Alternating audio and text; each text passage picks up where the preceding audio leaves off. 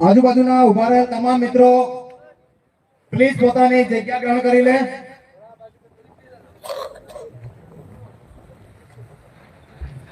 जय जोहार दोस्तों। जो साथी इधर उधर हैं आप सभी पंडाल में आ जाएं। ये जो टंकी के पास है भाई आप लोग भी आ जाओ। टेंट के पीछे भी बहुत सारे साथी हैं, आप सभी यहाँ बैठोगे अच्छा होगा। बाहर क्यों बैठे हो, अंदर आ जाओ। आप लोग यहाँ आ जाओ, बोले सभी साथी आ जाओ। उधर ट्रैक्टर साइड है वो भी, नहीं तो घर चले जाओ। बाकी आप बैठो, सुनने के लिए आए हो। आज दाहोद के जालोद पंचायत समिति तालुका के गरड़ गांव में आदिवासी परिवार का चिंतन शिविर आयोजित हो रहा है। यह हमारी एक तरीके से दूसरी शुरुआत है। पहली शुरुआत हमने इसी इलाके से किया था और मैं ऐसा तो नहीं कहूंगा कि हम असफल रहे। दाहोद, महिसागर और पंचमहाल के लोगों के बगैर आदिवासी परिवार का इतना विशाल वट वृक्ष बना है वो असंभव था।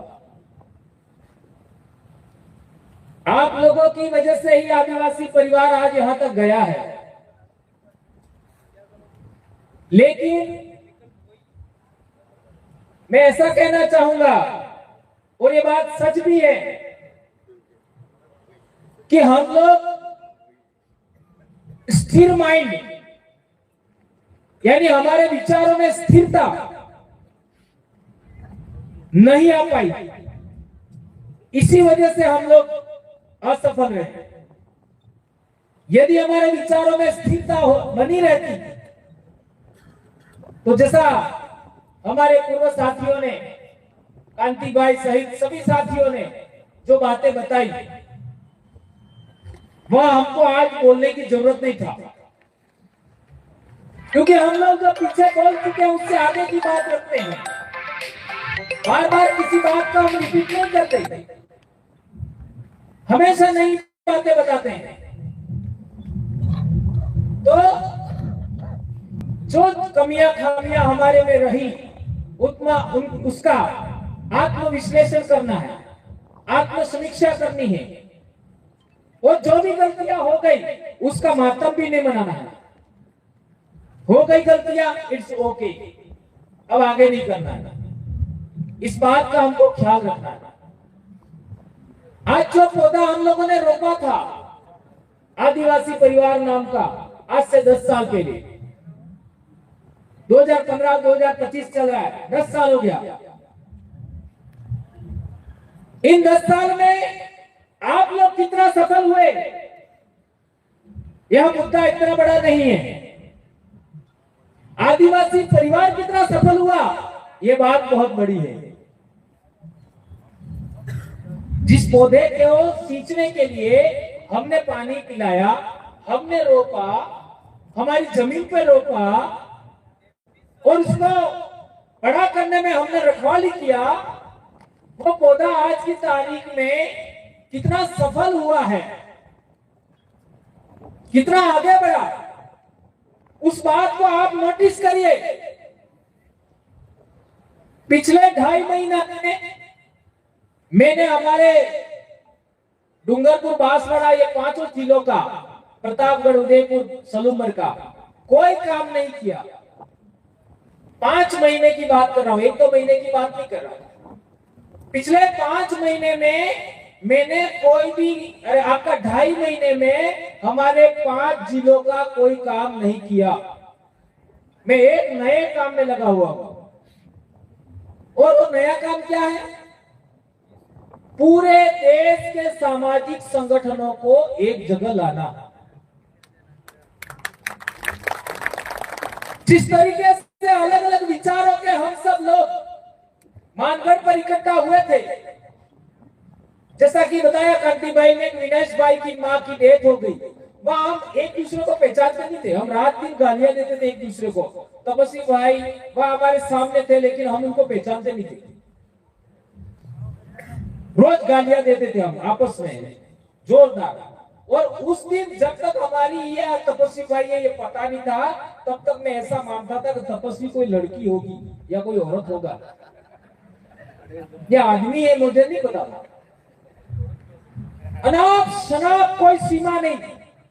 रात को, और तपस्वी भाई को तो आप जानते ही हो, 2:30 रात की 3 बजे भी वो लिखते रहते कुछ भी। पर ये जो हम आपस में टकराते थे, उनसे नई नई बात निकल करके आ रही थी। यही बात सभी सीनियर साथियों पर लागू होती है, चाहे हमारे संगड़ा साहब हो, भारिया साहब हो, मैडम हो, राजू भाई हो, और ये जितने हमारे कर्मचारी साथी 3-4, रमन दादा हो, राकेश भाई हो, भूपेश भाई हो, बाबू भाई हो, विजय भाई हो, इन सभी लोगों का एक बहुत बड़ा योगदान है। शक्ति गुरु जी आपके, इसी का आपके। आदिवासी परिवार नहीं बना था तब 2010 में हमने छाणी मंगरी पर काम शुरू किया जन जागरण का। तो उस पहले प्रोग्राम में शक्ति गुरु जी आए हुए थे। उस समय आदिवासी परिवार का कोई नामो निशान नहीं था। हमने संत गोविंद गुरु महाराज के विचारों को आगे बढ़ाने के लिए 2010 में पहला कार्यक्रम किया था, उसमें आए थे, और तब से लगा करके आज तक अपने साथ में। इसलिए मैं ये बातें सब आपको इसलिए याद दिला रहा हूं कि हमारे सभी साथियों की मेहनत से आदिवासी परिवार का जो विचार है वो इतना बहुत आगे बढ़ गया। तो 2.5 महीने में हमने क्या किया? एक मीटिंग हमने साबरकाठा में लिया, और साबरकाठा अरवल्ली के जितने भी सामाजिक संगठन हैं उनको एक मंच लाने के लिए एग्रीमेंट हमारा हो गया,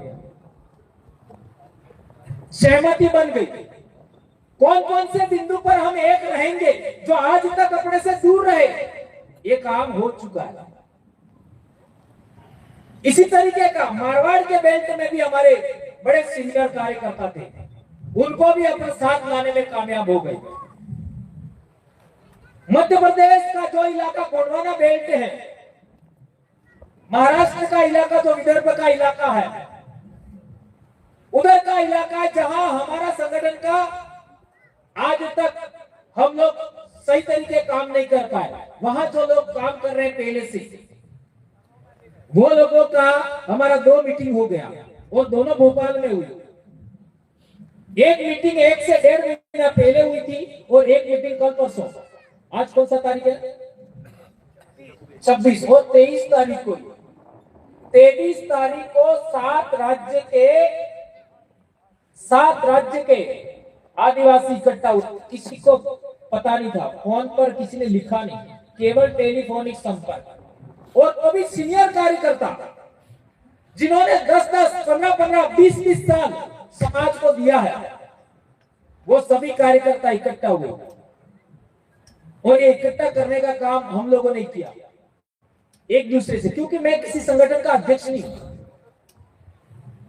और हमारी विचारधारा कृषि प्रणाली के पर आधारित नहीं है।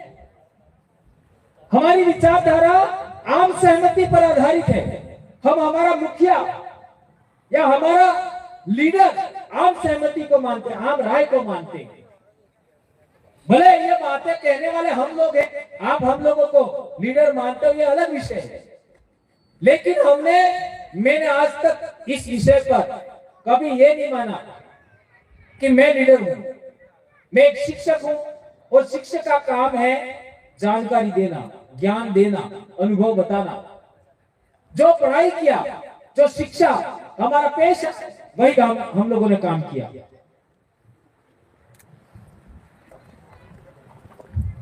जो हम बच्चों को पढ़ाते हैं, वही समाज को पढ़ा रहे हैं। तो मेरे कहने का मतलब ये है, उसी बात को हम लोगों ने, वो लोगों को अच्छा लगा कि इन लोगों का आज तक कोई अध्यक्ष नहीं, और इतना परफेक्ट संगठन कि बड़े बड़े लोगों को ने धराशायी कर दिया। तो सभी संगठनकर्ता इस बात को समझने के लिए तैयार हो गए, और वहां मीटिंग हुआ, और मीटिंग में यह तय हुआ है, जो आपके बीच में मैं रखना चाह रहा हूं, ये पहली बार रख रहा हूं। यह तय हुआ है कि हर एक 3 महीने में पूरे देश के आदिवासी संगठन एक जगह बैठ करके मीटिंग करेंगे, हर 3 महीने में।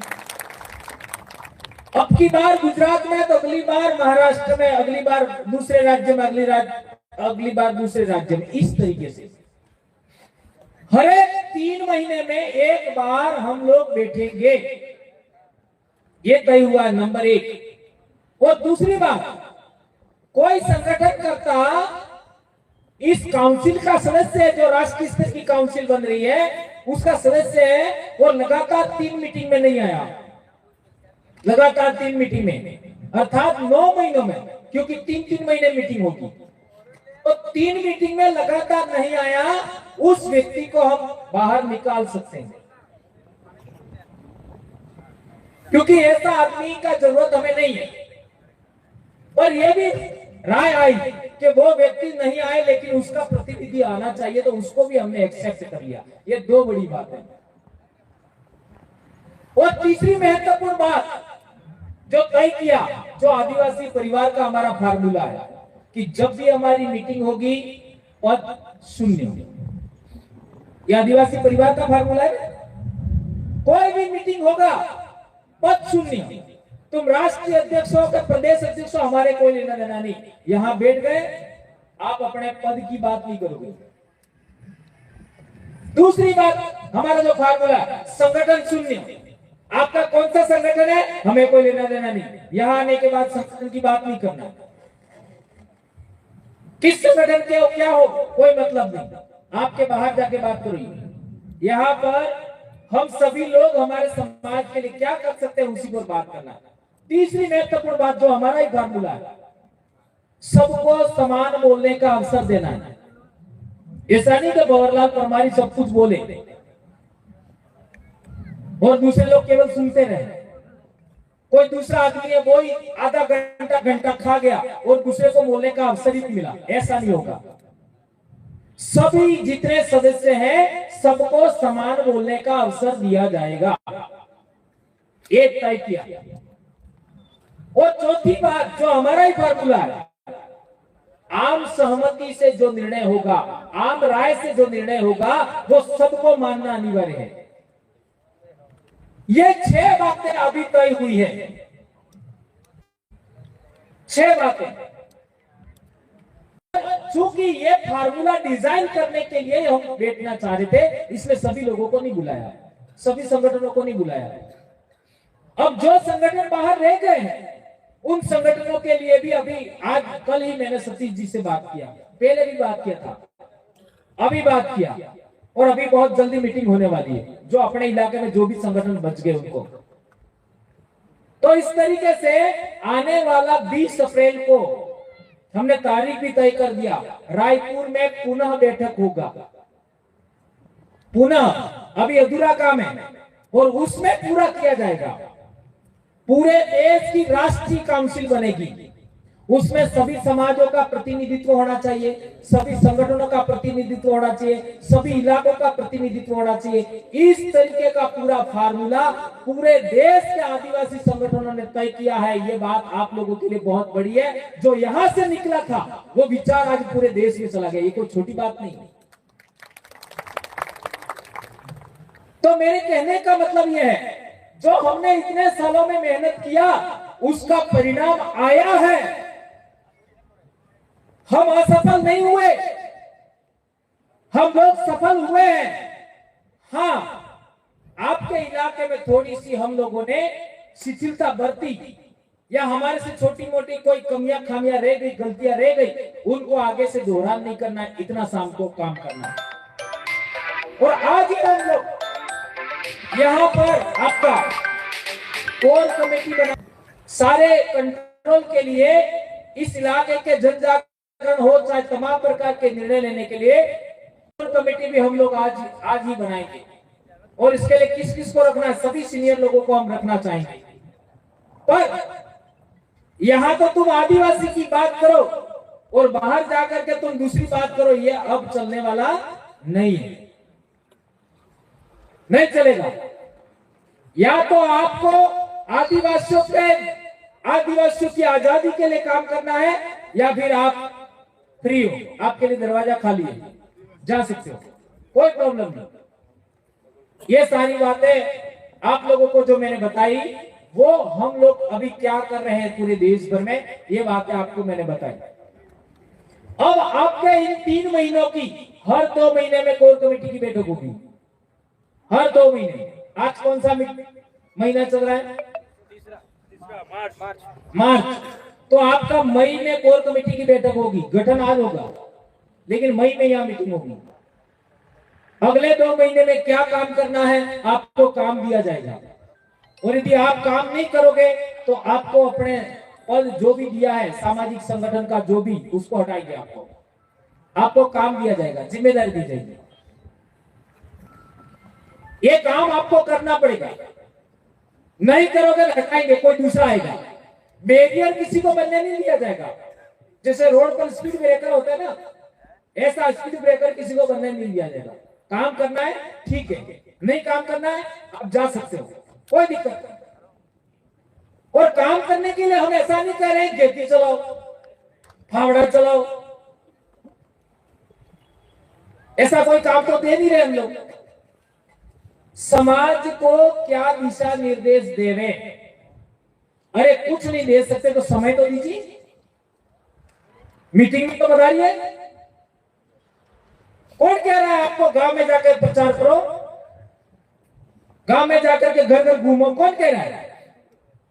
हमने आज तक ग्राउंड पर काम ना करके सोशल मीडिया के माध्यम से इतना बड़ा संगठन खड़ा कर दिया, तो आपको भी सोशल मीडिया पर तो संभाल ही सकते हो। जो बड़ी उम्र के लोग हैं उनको हम फील्ड में कभी भेजते ही नहीं है, लेकिन साथ में तो रहो। यहां तो आदिवासी के साथ और बाहर जाने के बाद गैर आदिवासी के साथ ये हरगिज नहीं चलेगा। ये एक चीज मैं कभी स्वीकार नहीं करूंगा। मैं आदिवासियों की आजादी के लिए बात कर रहा हूं।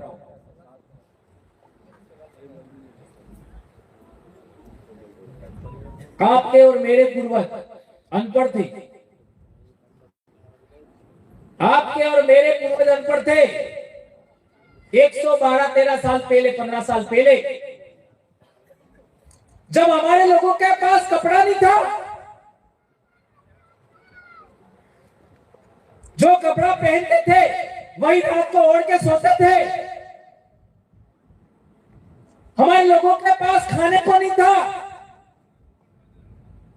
हमारे बाप दादा कहते हैं अकाल के टाइम में मौका न सोड़ा ने मरेला जनावर ना आटका, पीसी पीसी रोटा बड़ा खाना, तारी सीख जा, ऐसा हमारा बाप दादा कहते हैं। जब हमारे लोगों के पास घर नहीं था, शिक्षा नहीं थी,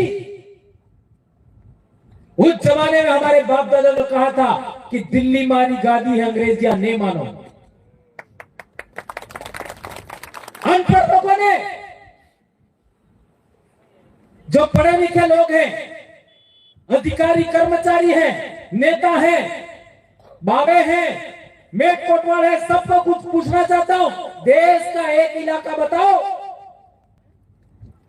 पूरे आदिवासी इलाके का, या फिर एसटी समाज का इलाका बताओ, ओबीसी समाज का इलाका बताओ, जनरल समाज का इलाका बताओ, जहां के लोगों ने कहा होगा कि दिल्ली मारी गादी है, ये अंग्रेजों के जमाने में किसी ने बोला है? तो बताओ मेरे को, है कोई इलाका ऐसा, है कोई समाज ऐसा? एकमात्र आदिवासी, और वो भी भील, और वो भी हमारे बाप दादे, हमारे बाप दादा ने इतनी बड़ी बात कही अंग्रेजों के जमाने में। मुगलों का राज भारत में था, रजवाड़ों का राज भारत में था, अंग्रेजों का राज कहां था? पूरे दुनिया में था। अंग्रेजों के राज में सूरज कभी डूबता नहीं था। उन अंग्रेजों के राज को चैलेंज किया हमारे बाप दादाओं ने। ये कोई छोटी बात नहीं है। इसलिए लोग कभी कभी सोचते हैं कि भंवरलाल जी इतना काम क्यों करते हैं, मेरे को चुनाव नहीं लड़ना ऐसा भी कहते हैं, कभी वोट नहीं मांगो ऐसा भी कहते हैं, और कोई पद भी नहीं लेते। और इतना बीमार होने के बाद, इतनी परेशानियां झेलने के बाद, सरकार के कई सारे हमारे ऊपर परेशानियां डालने के बाद भी, नौकरी पर भी परेशानी आ गई, सब कुछ झेलते हुए भी क्यों काम कर रहे हैं? मैं कमिटमेंटेड आदमी हूं। संत गोविंद गुरु महाराज के जमाने के आदिवासियों ने जो काम किया था, जो काम अधूरा है, वो काम हम पूरा करके रहेंगे। यह कमिटेड किया मैंने अपने आप को, ये काम हम पूरा करेंगे। 5-7 पीढ़ियों का मामला है ये, कोई छोटी बात नहीं है। हमारे बाप दादाओं ने उन अंग्रेजों को चैलेंज किया जिनका आज में सूरज कभी डूबता नहीं था। उस जमाने के अनपढ़ लोगों ने, जिनके शरीर पर कपड़ा नहीं था, जिनका खाने के लिए अनाज नहीं था, जिनके लिए घर नहीं था। अरे विचार करिए दोस्तों, आज हम लोगों को दारू नहीं छुड़वा पा रहे हैं, उस जमाने के लोगों ने, अनपढ़ लोगों ने दारू कैसे छोड़ दिया? ये कभी सोचा आपने? देखते देखते गांव के गांव भगत हो गए, दारू पीना लोगों ने छोड़ दिया। कितनी दुनिया बनाई, कितने मेट पकवान बनाए। हम उनकी औलाद हैं। उन लोगों ने इतना बड़ा काम किया, अंग्रेजों को चैलेंज किया कि दिल्ली मारी गागी है, अंग्रेजियां नहीं मानने वाले। तो हम उनकी औलादे हैं, हम उनके बच्चे हैं। इसलिए अपने आप को कमिट करिए, अपने आप को संकल्पित करिए, अपने आप को स्थिर करिए और निर्णय ले लीजिए कि हम अब आदिवासी परिवार और संत गोविंद गुरु महाराज के जो अधूरे काम हैं, उन कामों को करने के लिए आज से हम लोग संकल्प लेते हैं और उस काम को आगे बढ़ाने बगैर हम किसी के हाथ में नहीं आएंगे, कभी भी कहेंगे नहीं। चाहे कोई हमको दाद दे, चाहे हमको कोई पैसा दे, चाहे हमको कोई पद दे, चाहे हमको कोई टिकट दे, आज के बाद हम आदिवासी समाज के अलावा किसी की बात नहीं सुनेंगे। ये संकल्प लेना होगा। क्या आप लोग ऐसा सोचते हैं? क्या ये बात आप लोग मानते हैं? हाथ ऊंचा करके बताइए कौन कौन मानते हैं। घना खरा हाथ होता मुसास नहीं करते, बेबे हाथ ऊंचा करो ते मैंने फोटो लगे।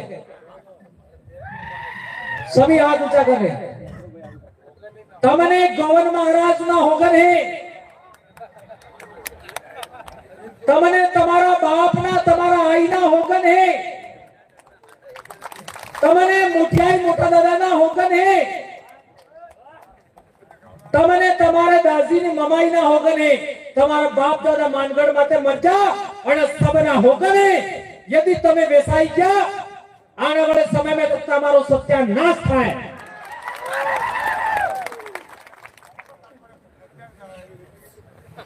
ये बात मैं इसलिए कह रहा हूं क्योंकि मेरा भी कोई गुरु है, मैं भी किसी को अपना गुरु मानता हूं। और वो दोनों आदमी तुम्हारे इसी इलाके के, एक तो हमारा तपस्वी भाई हो गया ना, एक हमारे गुरुजी हो गए, सबसे गुरुजी। मैं उनको भी अपना गुरु ही मानता हूं।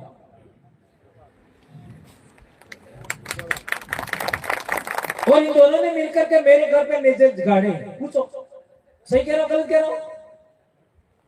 और हमारे दादपुरी महाराज भी आए थे। दादपुरी है ना? हाँ, ज्योतिषर महाराज इसलिए मैंने ये सारी बातें आप लोगों को कहा। इसमें जो हो गया इट्स ओके। अब हमारी जिंदगी हम समाज के लिए आगे बढ़ाए। क्यों? क्योंकि जो पौधा हमने रोपा था आज वो पूरे देश में चला गया। और ये जो 20 तारीख आ रही है अप्रैल की, उसमें कम से कम दाहोद से 5 साथी जरूर आना चाहिए। आपका सिग्नेचर होना चाहिए उसमें।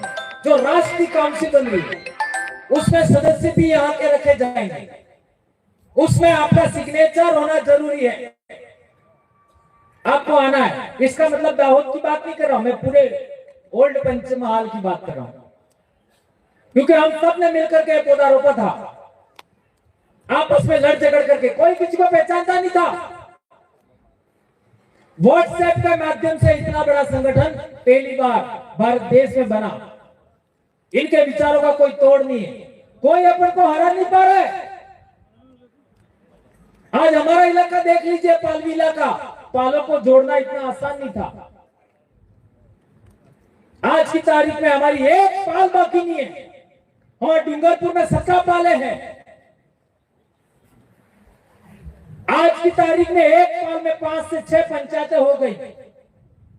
तो आपके गराड़ू में कितनी पंचायतें बनी? 8। तो गराड़ू भी एक पाल है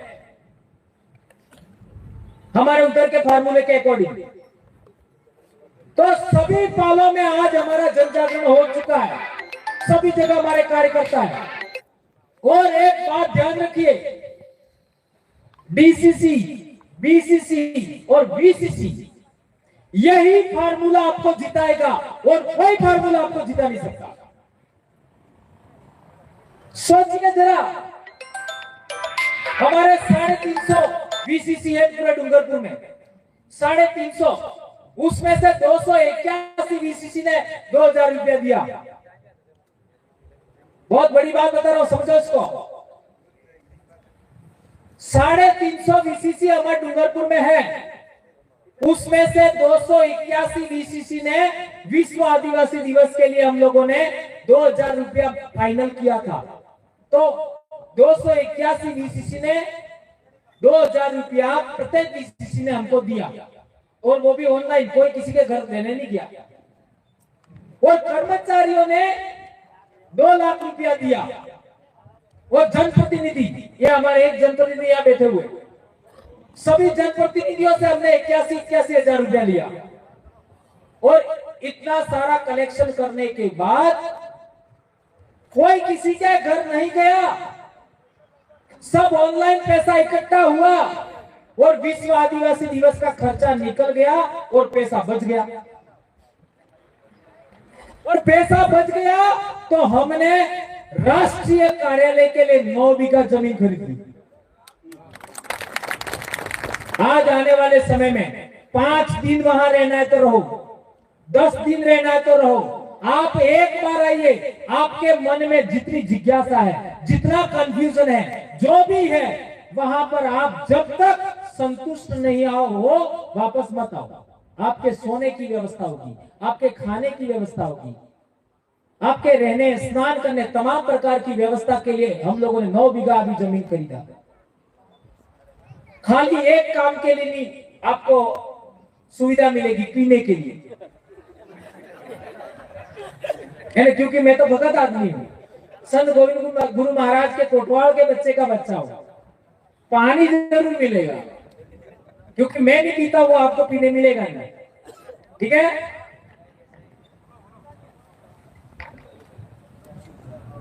ये बात आप लोग अच्छे तरीके से समझे होंगे, ऐसी मैं आशा अपेक्षा करता हूं।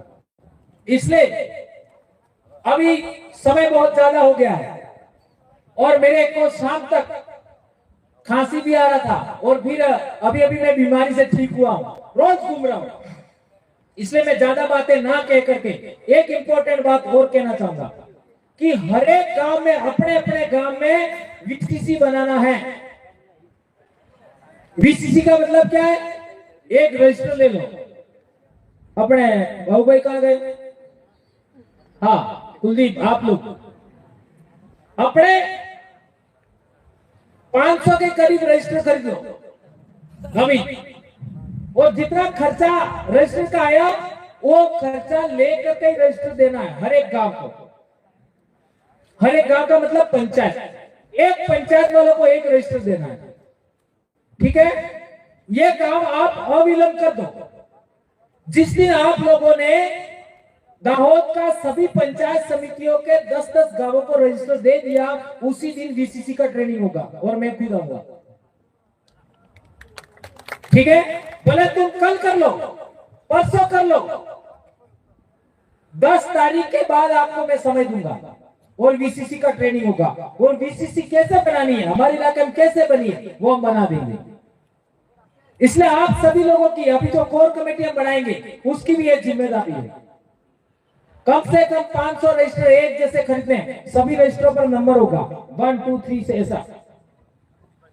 एक गांव को एक ही नंबर मिलेगा और उस रजिस्टर का पैसा पेड करने के बाद रजिस्टर ले जाना है।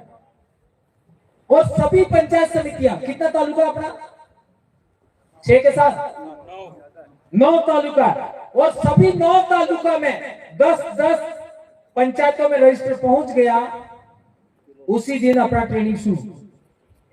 और इसके बाद देखो कैसे काम नहीं होता है। ये काम आपको करना ही है। तो आज जितने गांवों के से लोग आए हो, आप जितनी पंचायतों से आए हो और जो नहीं आए और वो सुनेंगे वीडियो, तो सभी भाइयों से मेरा आग्रह है, अनुरोध है कि वीसीसी बनाना है, बनाना है, बनाना है। इसके बाद देखना ये ग्राउंड छोटा पड़ जाएगा, छोटा पड़ जाएगा।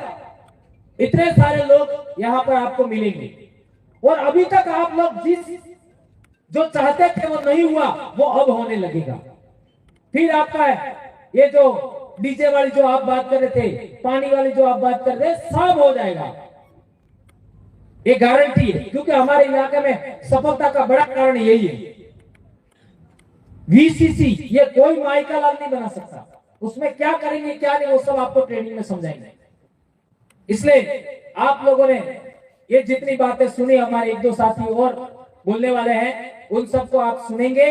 और जो मैंने बातें बताई, एक महत्वपूर्ण बात, आज के बाद हम लोगों को आपस में किसी तरीके से उलझना नहीं है। 20 तारीख को हमको जाना है रायपुर और वीसीसी अविलंब हमको बनानी है। ठीक है, और जो बातें मैंने बताया कि हमारे बाप दादाओं का जो अधूरा सपना है, वो सपना पूरा करने के लिए आज के बाद हम लोग कभी बिकेंगे नहीं। हमारे इलाके में हम लोगों ने वैसे भी लोगों को कह रखा है, कोई पैसा देवे ले लो, कोई दारू देवे ले लो, कोई मुर्गा बकरा लेवे ले लो, लेकिन उसके कहे अनुसार काम नहीं करना। कोई तो आपके घाघर तलाई में सफल हो गया, कैसे हुआ वो तो पूछ लेना। ये राहुल ने, ये एमएलए साहब ने सब बैठे, उनको पूछो। ये भाई हमारे घाघर तलाई के बीसीसी प्रभारी भी बैठे, उनको पूछो। ये सब कर सकते हैं और होगा, कोई रोक नहीं पाएगा। इसलिए मैंने शुरुआत में आप लोगों को बताया, आज हम लोग पुनः नए तरीके से संगठित होने का प्रयास आज से हमारा शुरू हो गया। अब हमको रुकना नहीं है। जो लोग आना चाहते हैं ले लो, नहीं आना चाहता है छोड़ दो, लेकिन अपने अपने गांवों में वीसीसी बनाओ। तो अभी आपको क्या करना है, रजिस्टर लाने हैं। रजिस्टर का जो भी पैसा होता है ले करके रजिस्टर देना है, और रजिस्टर पर एक नंबर डालना है। पहला रजिस्टर जिसको दिया नंबर 1, दूसरा जिसको दिया नंबर 2, इस तरीके से। वो कोई जरूरी नहीं है कि एक पंचायत समिति का 1 से 10 दे दिया, कोई जरूरी नहीं। जहां पर भी तो आपको वीसीसी बनाना है। इसके बाद में हम ट्रेनिंग देंगे कि वीसीसी में कैसे क्या करना है। ये सब आप लोग काम करोगे तो आप लोग सफल होंगे, उसमें कोई दो राय नहीं है। इतनी बात कह करके मैं अपनी बात समाप्त करता हूँ। जय आदिवासी, जय जोहार, जय भील प्रदेश, जय भारत। एक नारा हो जाए, जय जोहार का नारा है, जय जोहार का नारा है, जय जोहार का नारा है। धन्यवाद। धन्यवाद दादा साहेब, તમારો ખૂબ ખૂબ આભાર। તમામ વ્યક્તિઓની થોડી રાહત રહેવા માટે બેસવા માટે વિનંતી છે। અને હવે છેલ્લે હિતેશભાઈ ભીલ સુરત શહેરથી ભીલ સમાજ પ્રમુખ અહીંયા ઉપસ્થિત છે. તેઓ 5 મિનિટ વક્તવ્ય આપશે. તેઓને મંચ પર આપવા વિનંતી.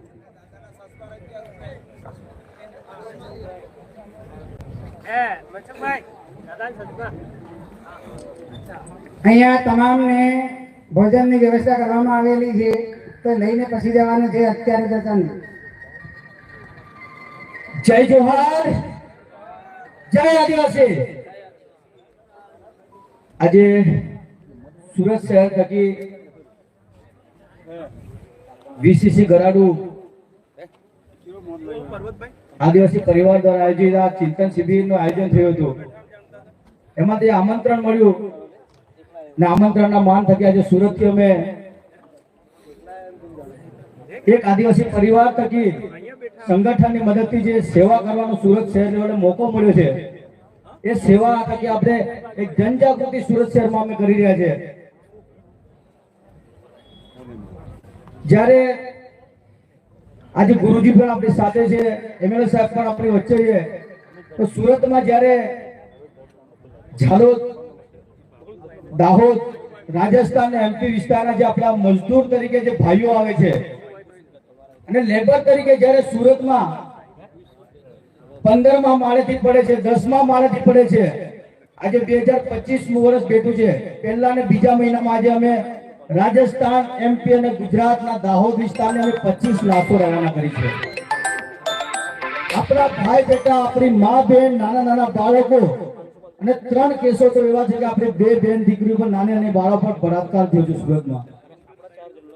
જ્યારે આવા બનાવો બને છે ત્યારે રડવું આવે છે અને સમાજના ભાઈઓને જ્યારે એકઠા કરીને મેસેજ કરે છે અને સુરતના પ્રશાસન સામે લડીએ છીએ ત્યારે કોઈ પણ પ્રકારનો સાથ સહકાર નથી મળતો. અમને નાની મોટી કોઈ પણ સેવા કરીએ છીએ કે પરિવારને કોઈ આશ્વાસન મળે, એના થકી આજે રાજકુમાર દાદા છે, એમને પણ વોટ્સએપના માધ્યમ થકી મેં વિડીયોનો મેસેજ મોકલે છે. જેકી દાદાને પણ મેસેજ મોકલે છે. એમપી નો કોઈ બનાવ બન્યો ત્યારે કમલેશ દાદાને મેસેજ મોકલે છે, ભાઈ આપના વિસ્તારમાં બનાવ છે, આ રીતના ઘટના ઘટી છે કે 15મા માળેથી 10મા માળેથી 5મા આપણે વગર સેફટી કામ કરતા આપણા તરીકે જે ભાઈઓ ભરે છે, એમને પ્રશાસન સામે બિલ્ડરો સામે લડીને 7-8 લાખ રૂપિયા અપાવીએ છીએ અમે. જ્યારે સેવાનો અમને ખાલી આપણે એક જ મોકો તરીકે જે લેબરનો જે પ્રશ્ન છે એ જ મોટામાં મોટો પ્રશ્ન છે. તો આપના થકી જ્યારે ધાવડિયા ગામ છે નજીકમાં, હમણાં 15 દિવસ પહેલા કિસ્સો બન્યો હતો, જે મજૂરી તરીકે કામ કરતા કરતા 15 વર્ષનો ભાઈ આપણો ખાડામાં પડીને મરી ગયો હતો. ત્યારે પીએસઆઈ ની સામે લડતા જે ધાવડીનો સરપંચ કહે છે કે અમારો ભાઈ, અમારો બચ્ચું તો 15 વર્ષનું છે ને કોન્ટ્રાક્ટરની બેદરકારીથી જો પડીને મરી ગયો છે અહીંયા, તો પ્રશાસનની પણ પૂરી બેદરકારી. પીએસઆઈ સરપંચ સાહેબને કહે છે કે તમારી પાસે લિસ્ટ છે સાહેબ કે તમે બાળ મજૂરી કરવા માટે કેમ ગામમાંથી બાળકોને મોકલો છો? ત્યારે સરપંચ અત્યારે ઢીલા પડી ગયા છે. આજે જ્યારે આવી ઘટનાઓ ઘટે છે ત્યારે સુરતમાં પૂરું ભીલ સમાજનું એક સંગઠન અમે ઉભું કર્યું છે અને ટ્રાઇબલ પટ્ટીના જે આપણા બોર્ડર વિસ્તારના જે ભાઈઓ બહેનો મજૂરી કરવામાં આવે છે, તો આપના માધ્યમ થકી એક જ મેસેજ આપવા માંગુ છું કે જે મજૂરી કરીને આવે છે દાદા, જે આપણા જ મકરદમો છે, સરકાર તરફથી 783 રૂપિયા અમને હાજરી આપવામાં આવે છે અને આપણા જ મકરદમો અમને 400 રૂપિયા હાજરી પૂરી પાડે છે. કટકી બટકી કરીને એ લોકો મોટી મોટી ગાડીઓ વસાવે, જ્યારે એમની સામે લડવાનું થાય છે, એમની સામે કેસો થાય છે, ત્યારે કહે છે કે આપણે આદિવાસી પરિવાર સાથે જોડાયેલા છે અમે, ને તમે અમારી પર કેસ કરો એમ કે દાદા. પણ આપણા જ પરિવારના બાળ વચ્ચે આપણા જ પરિવારને અન્યાય થાય છે, એના માટે અમે લડીએ કે તમે એમને પૂરેપૂરી હાજરી તો પૂરી પાડો. કાં તો આપણો જ લેબર ભાઈ મરે છે તો એમને 5 કે 7 લાખ રૂપિયા આપીને પ્રશાસન સામે લડત લડીને જે ઇન્સ્યોરન્સ પોલિસી છે. મેડીખેડ ગામની એક દીકરી હતી, 4 મહિનાથી ગુમ હતી દીકરી, 2 છોકરીની મમ્મી હતી. જ્યારે બંગાળી યુવાને 4 મહિનાની અંદર ગોંધી રાખી હતી માંડવીના તળકેશ્વર ગામમાં. જ્યારે એમના પરિવારનો કોન્ટેક્ટ થયા, તાત્કાલિક અમારી ભીલ સમાજની ટીમ જોઈને એમને ઉપાડીને એમના ઘરે પહોંચી.